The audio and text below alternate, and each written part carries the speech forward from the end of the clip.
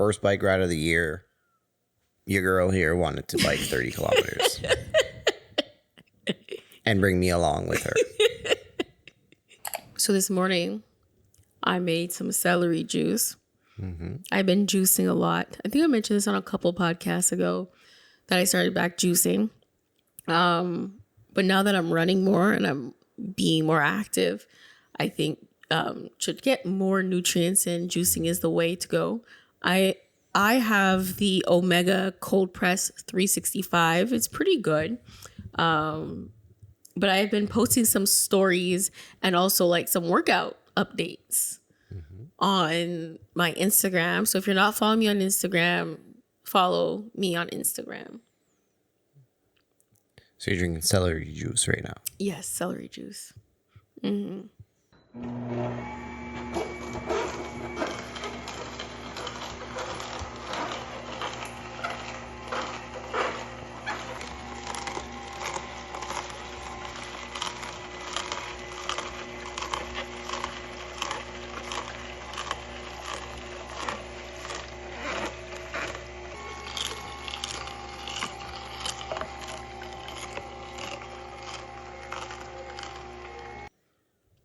I tried it before.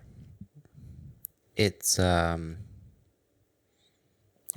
terrible. Well, if you like celery, it would be good for you. Yeah. I remember you used to tell me you told me before what the benefits were, but I don't really remember now. It's like an anti-inflammatory drink. Oh, yeah? I'm pretty sure. I just know it's healthy. So don't quote her on that. If you're interested, definitely do your research. But yeah, no, I mean, it's not terrible. And I bet it probably is good for you. I will say this. The first time you drink celery juice, it's a acquired taste, like coffee. Like people who don't drink coffee and they drink it, they think it tastes bad sometimes. Some people do. I know when I first started drinking coffee, I thought coffee was absolutely disgusting. Yeah. But then over time, I kind of just got used to it. Yeah, you come to like it. Yeah.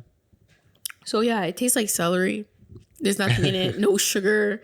No other sweetener. Or no apples. Added water. No nothing. Just straight celery juice. Oh, some ice. That's about it. Okay. Yeah. But yeah, no, it makes sense. Like if you want to get into the health vibe. And don't just exercise, start eating healthier, drinking healthier juices and different things like that, right? It makes sense. Yeah, because like I said, I've had this juicer for probably 4 years now. 3 or 4, yeah. Yeah. And at the start when I was using it more frequently, I felt like I had a lot of energy. And I told you I didn't even need to drink caffeine because I was juicing so much that I felt like I felt really good, health-wise. So I kind of want to get back on that journey. So I've been sharing some recipes, good and bad, on my story. So check out that. Yeah. But speaking of health, we biked 30 kilometers. Was it last weekend already? It was last weekend. Yes. 30 kilometers. Yes, it was actually probably a little bit more because you didn't start your the tracking until we had already biked a few. Yeah. Like we biked a little distance already. But man, it was a really good bike ride, though. It was a very nice bike ride. But I mean, was I prepared for that long of a bike ride? No, definitely not. Did I know going into it that we were biking far? Yes, but I don't think mentally I actually registered. I don't think you believed me when I said, let's bike. It's going to be about 30 kilometers. Well, it was 17 kilometers one way. Yeah. And then we had to bike back. But we took a different route. So it ended up being more than 30 kilometers. Yeah. But tell them how you felt. Tell them everything that was going through your mind. Because he was driving me crazy from the time we left the house. I just wasn't prepared, basically. I just wasn't. I got to a certain point and I almost kind of convinced her to take kind of a detour but in my mind, I thought you wanted to go down a certain trail So I wasn't necessarily saying, let's go home right now. I thought you wanted to go to that specific area. So I was like, yeah, we can go this way. But you wanted to go further and then around and then back to that. So I wasn't necessarily trying to get you to go home. No, but you already convinced yourself you couldn't do something before you even attempted. And I see why now people want to have like workout buddies, because they need that motivation and they need that support. If I wasn't with you, you wouldn't have biked those 30 kilometers. No. You would have turned back. Yeah. You probably would have biked maybe 10, 5, and then turned back. Probably. I wouldn't have biked all that. Honestly, like the way there wasn't bad. My legs were fine. But like on the way back home, my legs just didn't want to pedal anymore. Like they really just didn't. And if you've ever biked for a significant amount of time, you know those seats are not comfortable. You know this. Like the way my butt felt after biking that 20 kilometers or whatever it was. At the start or on the way back? On the way back. So like after 20 kilometers and then the remaining 10 or whatever, man, I just couldn't wait to get back home. You need to change your bike seat so that Man, it was rough. it's more comfy for you. It was rough. I'm sure you get used to it over time. It's like your hands, right? When you get like working hands, you get like calluses and things like that. And I'm sure you get used to it after biking so many times. But this was our first bike ride of the year. Yep. Right? We literally just pulled out our bikes, and first bike ride of the year, your girl here wanted to bike 30 kilometers and bring me along with her. But you did it though. At the end of the day, yes, we did make it, and it all worked out and it was fine. And I actually wasn't sore the next day, like my legs. But for some reason, my legs, they didn't want to pedal anymore. It's not like my legs were sore. I think they were just exhausted. Or did you convince yourself you were exhausted? So you're like, I'm over this. I want to go home. Because you did mention that. You're like, I just want to go home. I just want to go home. So I think, like I said before, running it's really a mental thing. You have to just keep running. Don't put no target on it. Don't think about it. Just run. Yeah. Like literally, and convince yourself you can run and you can hit those kilometers. You can hit your goals. But for you, like, that's why I kept telling you, don't think about it. Just bike. Yeah. Because when you think about how far you have to go, like a whole bunch of negative thoughts come into your head. Thinking, can I make it? Can I do it? Yeah. I guess it's like, that saying goes like, just take it one step at a time. Don't, like have your end goal in mind, but don't focus on that. Yeah. Focus on the steps in between, right? Yeah, I guess. And another thing too is like, so I've been doing really good with my running. Like right now I'm running between, like my long runs, I'm running between 10 and 12 kilometers. Right now I am taking like little breaks, like, I want to say breaks. I'm not stopping. I'm just walking. So I think like I walk maybe for like 2 minutes and then I continue running. So I run 5 kilometers and then I take my break by walking back, maybe like a minute, 2 minutes of walking. And then I start jogging again. And I'm trying to get myself to not stop because it's so hard to get my legs working again once I stop running and I start walking. Because I have to convince myself, oh no, Amelia, we got to do this. The only way to get home faster is if you run it. So that's how I convince myself that to run back and hit those between the 10 and 12 kilometers, which I think is like roughly more than 8 miles. Yeah. Right No, now. you've been doing really good. Like the other day, well, yesterday actually, you just ran, what would that be, like 14 kilometers, 13 kilometers? Yesterday? Yeah. No, yesterday I think I ran 12.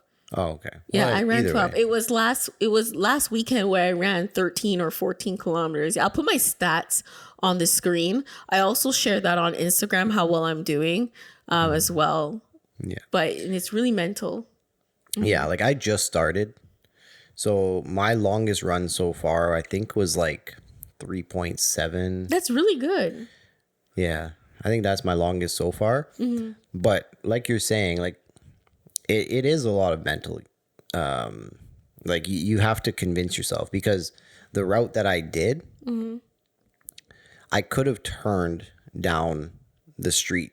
Like I went around like a big like circle kind of around our house here. Yeah.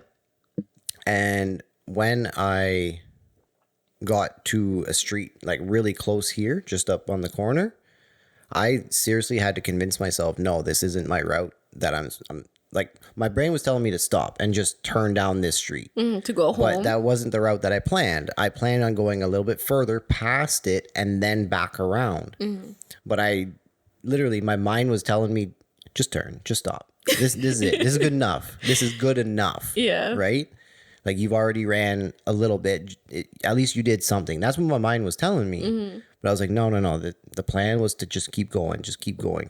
And then once I passed that street, then it was fine because I was already past it. But yeah, no, it is a lot of like you do have to have your mindset right. I kind of felt bad after the making bike 30 kilometers, is because I realized I've been biking and I've been working out since December when I got my Peloton, right? Day one.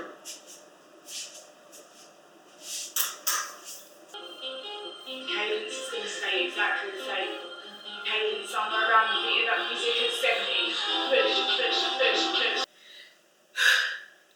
Today is December 10th, 2023.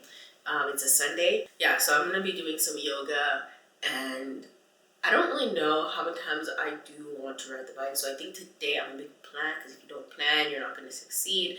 So I think I'm going to make a plan on basically on what I want to do with my whole exercising journey, like how many times I want to ride the bike, what I want to, because they have really, really cool classes. I just like kind of skimmed through their selection. I'm looking at my Peloton. Skimmed through the collection that they had, and some classes look really fun. So there might be some days where I will be like, oh, I want to ride the bike, or I just want to do a yoga class. And I can't remember if I mentioned that today is day 2 of my workout journey. Day 2 of 365 days. So, yes. let's get this going, okay? It's day 2 of 365 days. Like I said, the goal is to be just the best version of myself, to be able to love myself. And when I look in the mirror, I want to love what I see.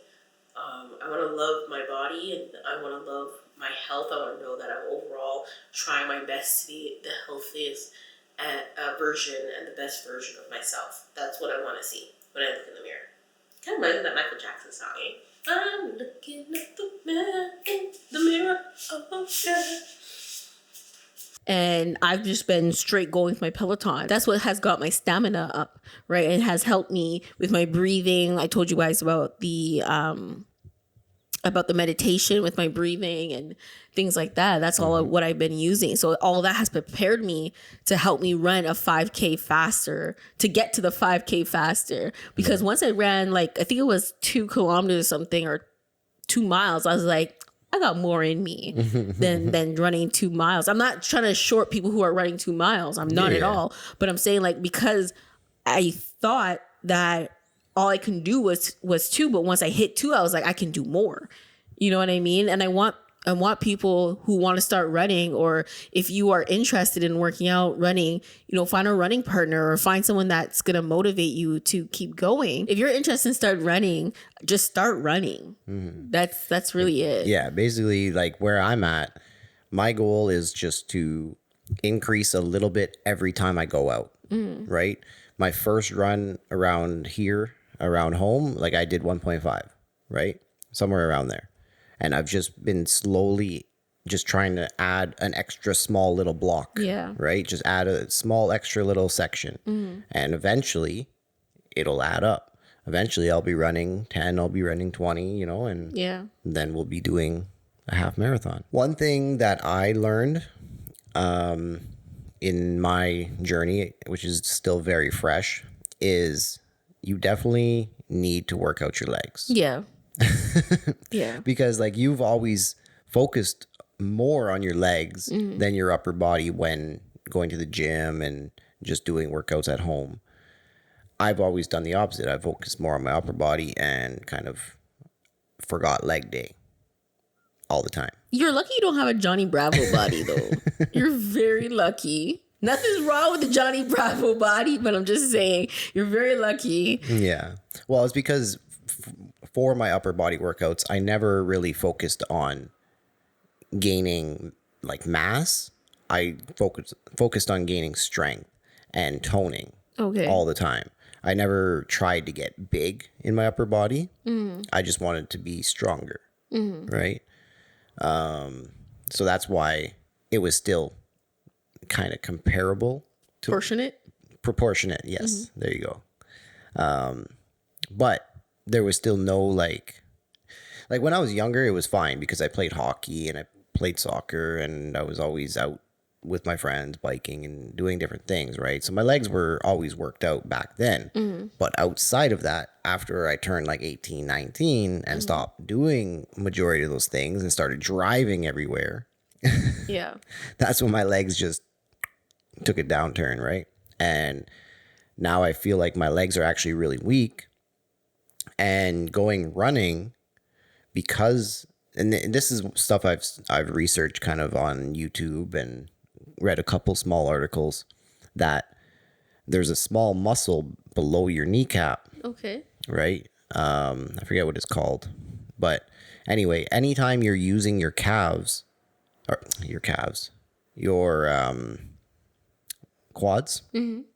anytime you're using your quads, that muscle works as well.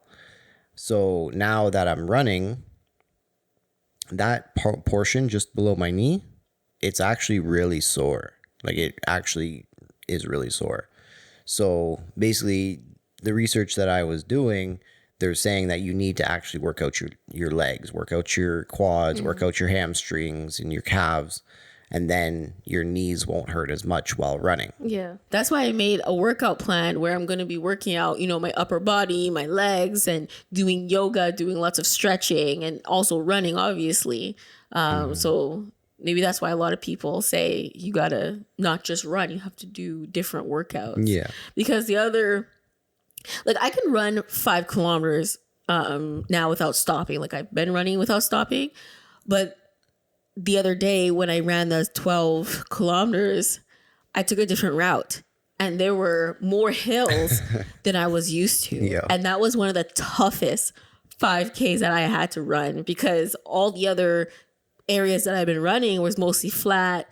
There's hills, but not that many. You don't really notice them. But these ones, man, this really this really tested if I really wanted to prove to myself I can do it. Yeah. It really tested me because I had to keep going. And then it started raining on me. Oh my gosh. Yep. I was at work. You had the day off. Yeah. So I'm at work and I wasn't like in an area at the time where I was able to see necessarily outside, but I heard it because it's only one level. Like it's tall ceilings. But there's nothing above us. So like the rain was hitting the roof and like it was loud. Yes. It was loud. So I'm like, I heard that. I was like, is it raining? And then finally, like I was finished where I was. So I turned around the corner and I was like, oh my God, it's pouring outside. I was like, oh no, Babs outside. I had like maybe 3 kilometers left and I was like, it's not going to rain. It started drizzling. I'm like, okay, this is not bad. I can run in the rain. I got drenched. It was so bad. So bad. I can imagine, because I don't know if it rained exactly at how hard it was at my work where you were. Wait, it rained. It poured. It was like, but it didn't last that long. It lasted like 15 minutes. By the time I got back to my car, literally by the time I got back to my car, it stopped raining. Oh, man. But anyways, welcome back to this Thing of Ours podcast, where we talk about all of life's highs and lows. And everything in between. Happy Sunday, you guys. How you guys been? Lately, it's been summer weather. Today was nice. It was supposed to rain, but I don't think it's going to rain anymore. It was like maybe 25 degrees. Yeah. Yeah. It's been pretty hot. It's been above 20 most days over the past week or so. A couple days with a little bit of rain. Yeah, but it wasn't bad. We did change our tires finally. And Yep. you guys, I pray to God that I never get stranded with a flat. She gonna literally be stranded. Yeah. And have to call a tow truck. Listen. I can't. Okay, I'm not gonna be honest. I don't know all the technical terms with cars, but what is it called? A nut? And then I had to use that screwdriver or whatever. What is it called? I'm hopeless. It's gonna be a hopeless case. I'm gonna call CAA and be like, listen, I need your help. Yeah. So your car has nuts that go onto the stud. So the wheel goes over top of the studs. And the studs go through the little bolt holes, and then you screw on the nut. And then you have your, I guess, wrench or socket or whatever. But in the trunk, you just get like a small little bar with I think yours is an 18 mil socket or 19 mil. I don't really know, but I learned how to use a jack yeah, to jack up the car. I struggle taking off the nuts off the car. So that's what I mean by I'd be hopeless. If I can get those nuts off, I'd be good. I think I can be okay putting on the spare tire onto my car. Yeah, like you know how to do the process, but being able to actually do it I think the toughest part is taking off the nuts because they screw it on so damn tight. Yeah. So, I mean, I don't think yours were actually supposed to be on that tight because you got yours done at Costco last fall to put the winter tires on. So now taking them off, we had to loosen those nuts, right? And you tried, so I had to do it after because you couldn't get it, and it was actually on there really, really good. Like I ended up getting like not necessarily blood blisters, but it popped like blood vessels almost. Okay. In my hand, you can actually still see it. It's still there. Like it almost looks like a dirt line, but it's not. It's like popped blood vessels. That's how hard I had to like press on this to try to get it off because I don't have the air compressor. Okay. With the gun. Sure. I don't know. You know how they go when they do the tires here. Zoom zoom. Oh yeah. So we don't have that. So I do it by hand. But no, they were on there very, very, very tight. I'm curious to know how many women right now that are listening to this podcast know how to change their own tires. So if you have a flat, do you think you can put on your spare? I don't know. If I had a flat before this, there's no way. I would have probably had to YouTube it or call CAA because I would have no idea how to do it. Honestly, though, it's not just women. It's not. There's women and men. They both don't know how. There's a lot of men that don't know how. Right? They've just never done it. And if you've never done something, like you can maybe figure it out if you try. But some people don't even try. They're just like, nah, I'm just going to bring my car in and let someone else do it. Where is my spare anyways? Your spare is underneath your car. My spare is underneath my car. Yes, sure is. So how in the world am I supposed to get my spare from underneath my car? So if I got a flat on the highway, no, like for real, if I got a flat on the highway and I pull off to the side, now am I really expected to crawl underneath my car to pull out this spare? Sort of. Not really. Yours, you don't have to really get underneath your car. So it's still in the back, like it's right underneath the trunk. So you would go, like most cars, they have it inside. Who designed this? Well, you drive a little compact car, man. They don't have room for stuff. What do you want? So why can't they put it where all my other supplies is? In the trunk on the bottom? Because then you'd have no trunk. No. It would take up a bunch of room. Oh, I'm just confused. how they expected me to actually crawl underneath my car and get my spare. So anyway, most cars, like, yes, it's in the trunk. You pop the trunk, you lift the little carpet, Yeah. and then boom, there's your spare. So why right? didn't they do that for my car? They should do it for all cars. But they have more room. So yours, yes, you still have to do that process. You have to get underneath the carpet in the trunk. But then there's like a little, I guess, it's like a little nut, but like a wing nut. It's got like, the nuts that have the small little wings on them. No. And you could twist off with your finger. Anyway, it's got one of those.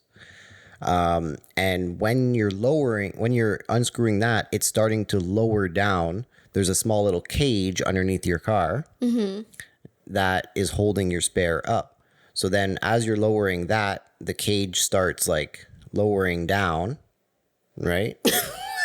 And then you can reach underneath and grab your spare. Yeah, I'm just going to call for help. I'm calling for help, bro. Yeah. But anyway. Unless that spare's already from underneath my car, I'm calling for help. That's it. That's all. Honestly, most cars nowadays aren't even built with spare tires. They just don't even have one even in the car at all. So what happens if you get a flat? You just stay there? No, they have run flat tires. That's what they're called. Run flat. So you can still drive them while there's no air in the tire. The sidewalls are built differently. So they don't go completely flat. They still hold a little bit of it's almost like the rim is riding on the rubber. Okay. Right? Rather than just being completely flat. So you can still drive about 80 kilometers to your destination. You can get off the highway, get to a tire shop, get to wherever you need to go. Yes, you're going to wreck the tire, but at least you got home, you got safe, like you got to where you needed to go. You didn't have to call a tow truck, right? So yeah, most cars are coming like that. They don't even have spares anymore. Wow. Yeah. There's just a lot that goes into these cars. Like even those symbols that I see when you first turn on your car, you see a whole bunch of lights on your dashboard. I'm like, what the hell do these symbols mean? I feel like I only know a couple, like maybe the seatbelt, the airbag, my gas light. Everyone knows the gas light. Everyone knows that one. That's standard. Do you know all the lights? I probably know majority of them. Okay, so if I'm gonna put up some signs that some of the signals there that the car likes to give on the dashboard. I'm curious to know how many you know. Okay. I want you to tell me the name, and if you don't know the name of it, I want you to tell me maybe you know what it does. Yeah. All right. Or what the meaning is. Yes. Yeah. Okay. Hold on. Let me find some symbols.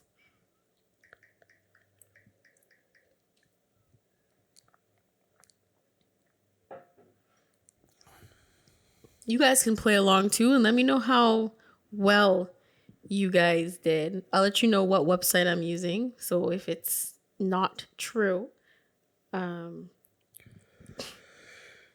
take it up with them.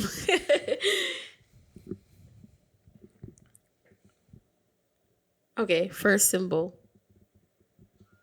Oh, I'm using the mentalfloss.com website. It's called What 18 Symbols on Your Car Dashboard Means. Okay, what's this one here? So that one's going to be like coolant level low, temperature. I don't know exactly which one that one is, but it's going to be like your temperature is too high or coolant level's low.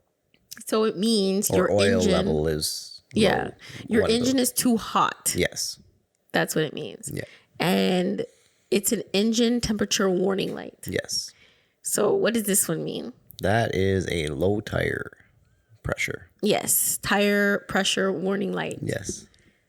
Honestly, I never seen that symbol. I seen it come on, but I had no idea what it meant. Yeah, so some cars, it might not have that specific symbol. It may say TPMS, so tire pressure monitoring system. It'll literally say those letters. Like tips? TPMS. WS? TPMS. Oh, Tire pressure monitoring system. okay. Yeah. What does this one mean? Oh, that one there. That one's going to be your oil level low. Yeah, oil pressure warning.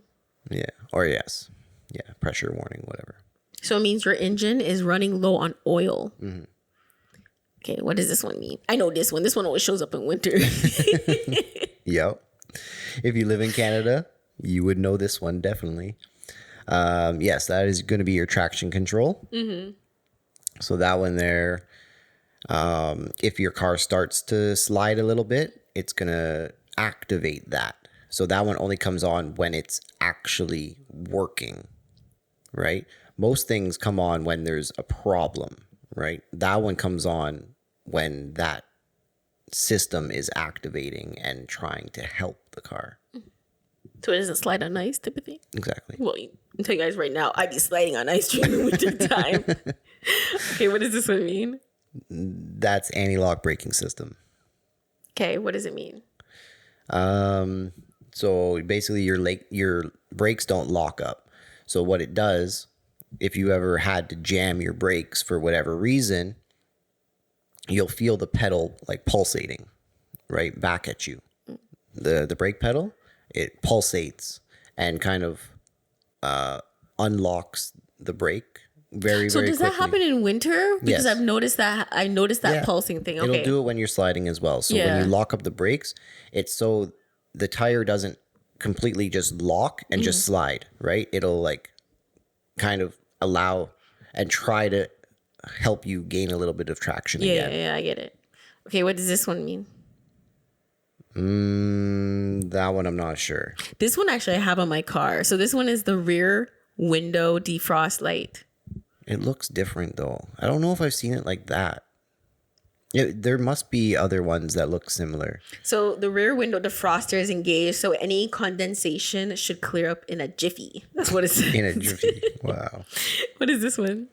That is a battery. Yep. So that means that your starter battery is either dead or dying. Mm-hmm. Yeah. For all those with gas at $1.78, I think we all know this symbol.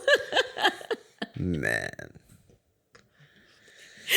Yep. Hey, there's actually one other thing about on your gas gauge. Mm-hmm. Did you ever notice that there is an arrow? No. There is an arrow. Not on that. So that's different. I'm talking on the actual like part where it shows how much gas you actually have. Okay. And then there's a small little gas pump there, and it has an arrow either pointing right or pointing left. No, but I will check my car after this episode here. But yes, take a guess for what it's actually for. Well, I'm assuming it means like the gas tank is on the left side or the right side. That's correct. But I never noticed. Yep.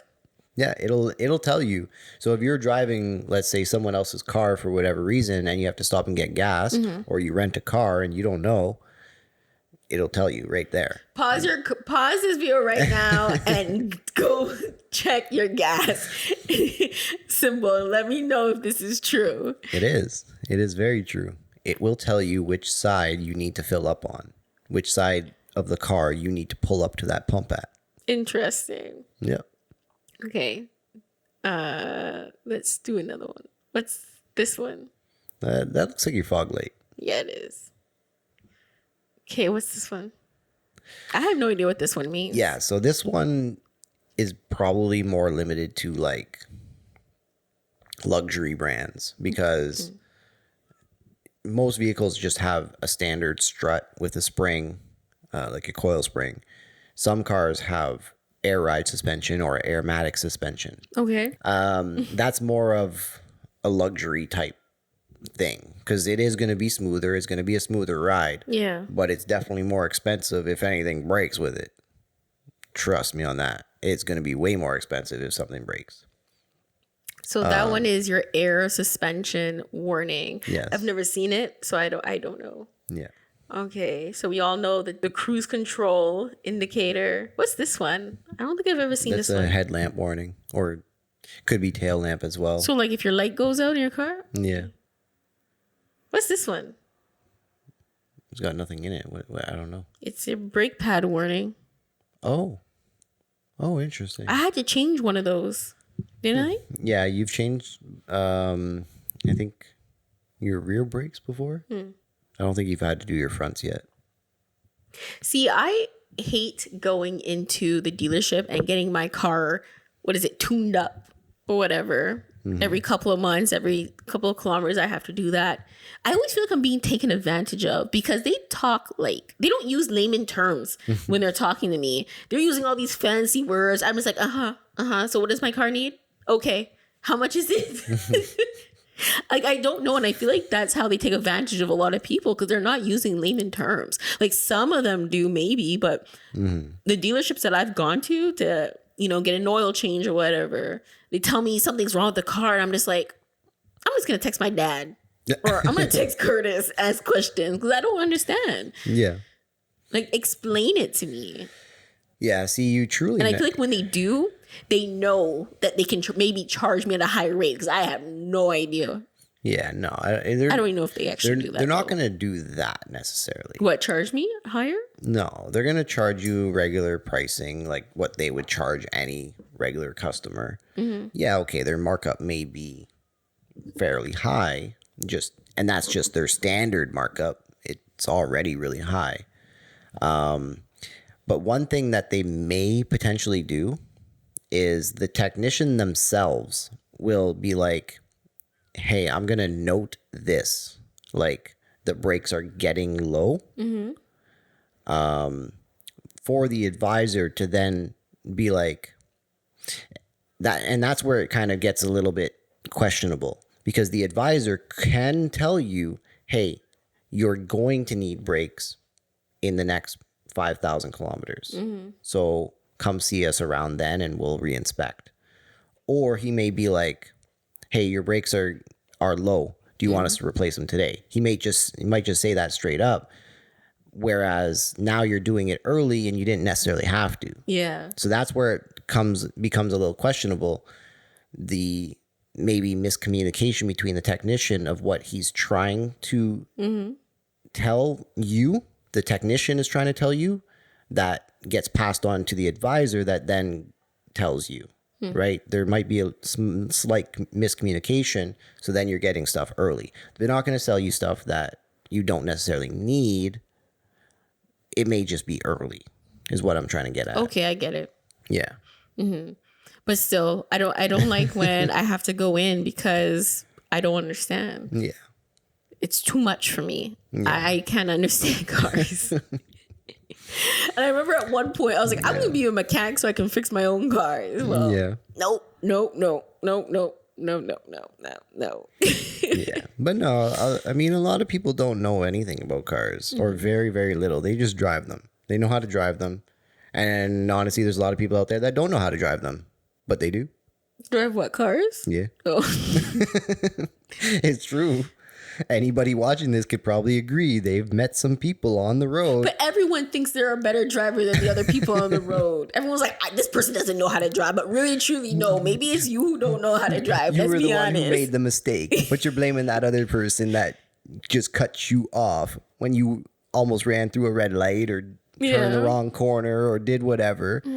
Everyone thinks they're the best driver. Yeah. It is. It's just what it is. But I'm curious to know how many of those symbols did you get right or did you get none of them? I think I know like 5, I think I said. Yeah. The common ones that I normally see, which is the gas light, the seatbelt, one you airbags. didn't even pull up was the check engine light. Which one does that look like? I thought I had that. It's a check engine light. I don't know. I don't think you mentioned that one. I skipped through a couple. Like I didn't go through all of them. Yeah. The check engine light is like one of the most important, bro. And I skipped that one. Like you don't want to see that on your dash. Trust me, yeah. The engine warning? Oh, yeah. Okay. But that one looks like a yellow submarine. Yeah, see, some people say it looks like candy. Candy? I don't see that.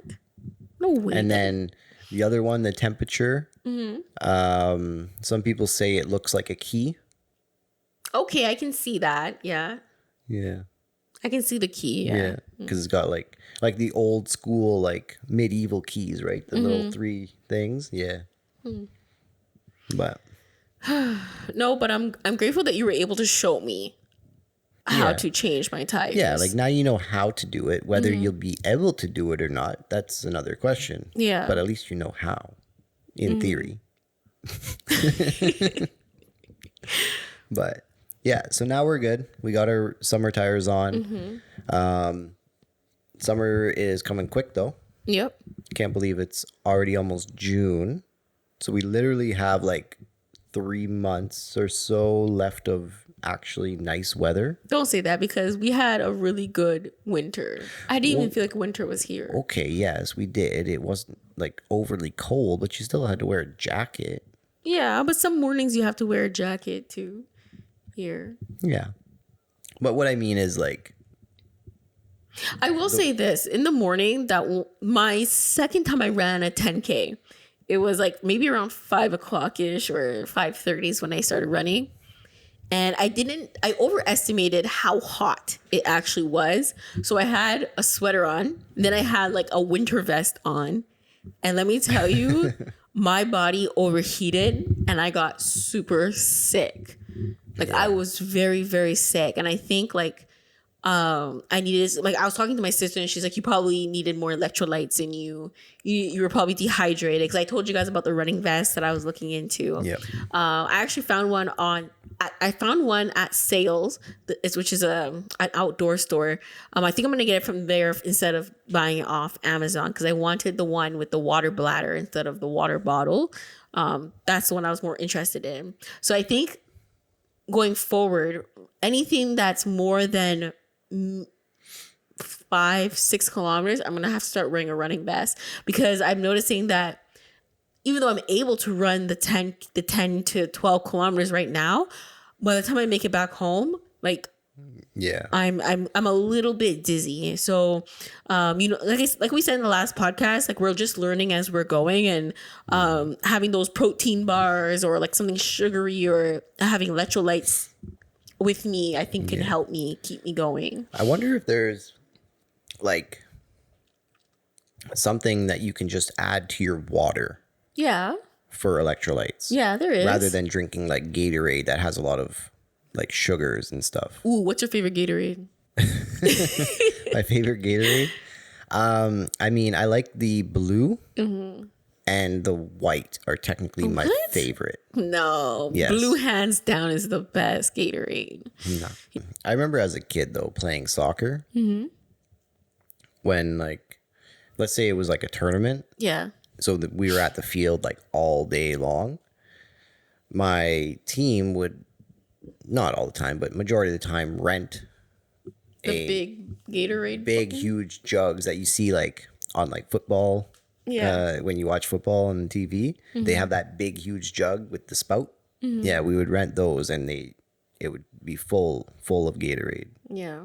Yeah, it's pretty cool. That is. It was Mother's Day as well last week. So happy Mother's Day to all the mothers, moms to be, and dads who are playing both parts. Happy Mother's Day to you guys. And the fur parents out there. Yes, us too. We can celebrate, even though we don't have real kids. Our dogs are like our kids. Yes. Oh, and Trumpet wants to say hi. Yes, Trumpet got a haircut, you guys. We took him to the groomers. Yep. Listen to how much this was. $188 with the tip. And only a 10% tip is all I did. That's still a lot, though. Well, yeah, once the price is already $170, yes, it definitely is. Yeah. But doesn't Trumpet look beautiful? She cut his top of his head too low. I like to have my little fur on top, his hair on top. So I brought him in and I said, well, she asked, she's like, what do we normally do on the head? I said, I don't know. I think one length higher than his body. So that's how it happened. And this is how he came out. Well, I'm glad she didn't really touch his ears because... Yeah, no, I said trim them like half an inch. She just at did the cut a bottom. lot, though, because they were a lot longer than this. But I understand he did have a couple dead ends and they were probably a little bit I told her to do about half an inch or so just to get like them even again. Make them look a little bit nicer. Even though he's still adorable and he does look more like a Cocker Spaniel, I think, with the low cut here, I do prefer to have the hair on top of his head. It's just so cute. It's unique. And that's what makes Trumpet. But he's still adorable. And He's got his little mutton chops. His what? Mutton chops. What's that? Mutton chops. Like the beard? Yes. Oh. But mutton chops are like the ones that come this way, you know? Oh, okay. Yeah. I didn't know that's what it was called. Yeah. But yeah, no, I think he's so cute. I'm happy with the haircut, but I think next time I'm just going to go in. Have you guys ever sent your man in to do one job? Like sometimes I look at you and I say, bro, I give you one job. One job. Like the other day, okay, we started an argument because he was saying how I never let him choose any home decor. Yes, Trumpet. Curtis, is this true? Home decor? Yes. I bought a TV stand and I wasn't allowed to actually open the box and use it. I had to send it back. I didn't like it. So when you and your man are shopping, or when you and your significant other are shopping, now, do you have a say, or do you guys work together and find one that you like? You find furniture that you like, because it's not just my house, it's our house. So basically what I have to do, I have to find a whole list of things. This is my Wayfair inbox or list right now. I find a whole bunch of ones that I like, and then she sorts through it. No, maybe. No. Okay, maybe. That's what we do. So I sort of get to choose, but at the end of the day, I don't choose. Buying this one that I made you return? This was an accident. I see. I don't believe that, because not too long ago we were arguing and we weren't talking to each other for a bit. Next thing you know, at the door when I come home from work, there is an ugly TV stand right up against my door. And I'm like, I know he did not just buy this ugly TV stand when we were arguing. Because at a petty, you're like, I'm going to buy this TV stand because she don't want to talk to me today. That's not what happened. That's not what happened. I have a feeling deep down that's actually kind of what happened. But anyways, do you allow your significant other to help decorate your house? Or do you allow everything like, no, honey, whatever you want, you get it. You can decorate the house if you want. Because for us, we go 50-50. I ask you, what do you like? You ask me what I like. And then we decide from there. But are you just nodding your head at an agreement? At the end of the day, I have to like what you like. That's not true. That is not true. Yes, it is. No, it's not. You can tell me some things are ugly. And I'm like, oh, yeah, you're right. And then I won't buy it. And then and vice versa. Or I get the other answer. I don't care. I'm buying it anyway. I don't care what you think. I like it. Anyways. That's what you say. Anyways, I want to know, what is your role when it comes down to buying things for the house? Are you a silent person, or are you the person that helps your other person decorate the house? Yeah. No, but you are right. Majority of the time, we do kind of have a mutual agreement that, yes, let's get this. Majority of the time. I want you to admit to me that you did it out of pettiness. I didn't. Okay, you guys, I guess he'll take this one to the grave because I definitely feel like he did it out of pettiness. You did it. No. You were being petty and you did it. No, it's not true. Anyways, before we start another argument, I hope you guys have a wonderful Sunday. Thank you so much for tuning into this episode of This Thing of Ours podcast. And if you haven't yet, hit that subscribe button, like this video, and tell us what you think, because the conversation doesn't end with just me and Curtis. It includes you as well. So we'll see you guys in about 2 weeks. Take care and tell us something good in the comments about you. All right. See you next time. Peace.